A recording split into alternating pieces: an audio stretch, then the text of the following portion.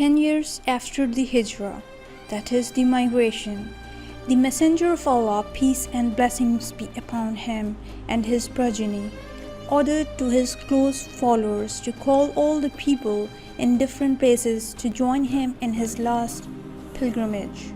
On this pilgrimage, he taught them how to perform the pilgrimage in a correct and unified form. This was the very first time that the Muslims with this magnitude gathered in one place in the presence of their leader, the Messenger of Allah. On his way to Makkah, more than 70,000 people followed Prophet. On the fourth day of Dhul Hijjah, more than 100,000 Muslims had entered Makkah. After completing his last pilgrimage, Prophet was leaving Makkah toward Medina, where he and the crowd of people reached a place called Ghadir, which is close to today's Al-Jofa. It was a place where people from different provinces used to greet each other before taking different routes for their homes. In this place, the following verse of the Quran was revealed. بسم الله الرحمن الرحيم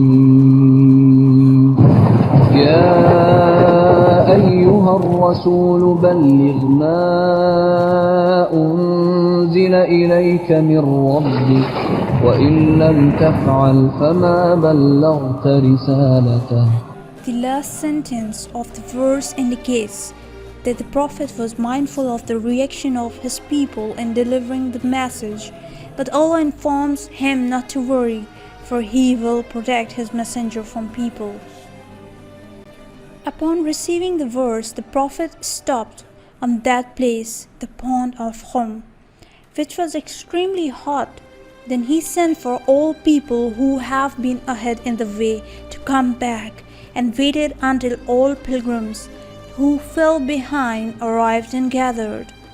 He ordered Salman to use rocks and camel toolings to put a pulpit, that is a member, so he could make his announcement.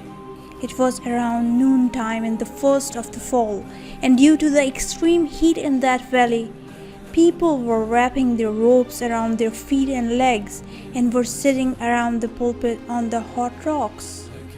On this day, the Messenger of Allah spent approximately 5 hours in this place, 3 hours of which he was on the pulpit.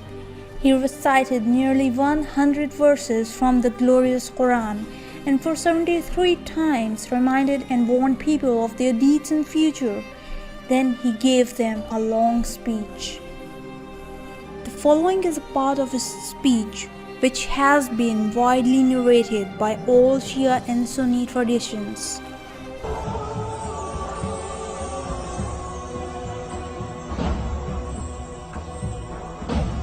بسم الله الرحمن الرحيم والحمد لله رب العالمين.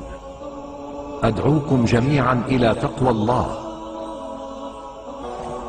ألا أدلكم على ما إن تمسكتم به لم تضلوا بعدي أبدا. أيها الناس، إني تارك فيكم وديعتين قيمتين وثقيلتين، إحداهما القرآن والأخرى أهل البيت. القرآن والعترة. I'm leaving for you two precious things, and if you adhere to them both, you will never go astray after me. They are the book of Allah and my progeny, that is my Ahlul Bayt. الله مولاي وأنا مولى المؤمنين. ألا من كنت مولاه فهذا علي مولاه. اللهم وال من والاه وعاد من عاداه. اللهم والي من والى عليا وعادي كل من عاد عليا. أيها الناس، الحق دائما مع علي وعلي مع الحق. الله أكبر الله أكبر. هنيئا لك يا علي هنيئا لك يا علي هنيئا لك يا علي. Sentence denoting the clear designation of Ali as the leader of all the Muslim Ummah. The Prophet held up the hand of Ali and said, Man kuntu mawla'u fahaza Aliyun mawla. For whoever I am his leader, Ali is his leader. In some narrations, the word used was wali rather than mawla, with the same implication. These were the key parts of the speech of the Prophet. There are also more detailed versions of this sermon which are recorded by many Sunni authorities. Immediately after the Prophet finished his speech, the following verse of the Quran was revealed. Today I have perfected your religion and completed my favor upon you, and I was satisfied that Islam by your religion. The above verse clearly indicates that Islam without clearing up matter of leadership after Prophet was not complete, and completion of religion was due to announcement of the Prophet's immediate successor. Immediately after the Prophet's speech, Hassan bin Thabit, the companion and the poet of Messenger of Allah, asked for his permission to compose a few verses of poetry about Imam Ali for the audience. The Prophet said, Say with the blessings of Allah. Hassan stood up and said, O people of Quraysh, I follow with my words what preceded and witnessed by the Messenger of Allah. He then composed the following verses at the scene.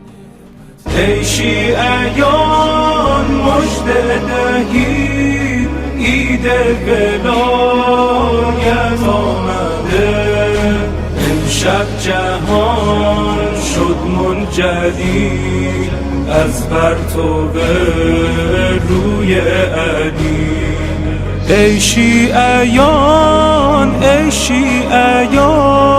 عقده ز دل هوا شده ساقی کوثر مرتضی مولا شده ورد لب اهل ولا این نغمه با صوت جلی مولا علی مولا علی مولا علی مولا علی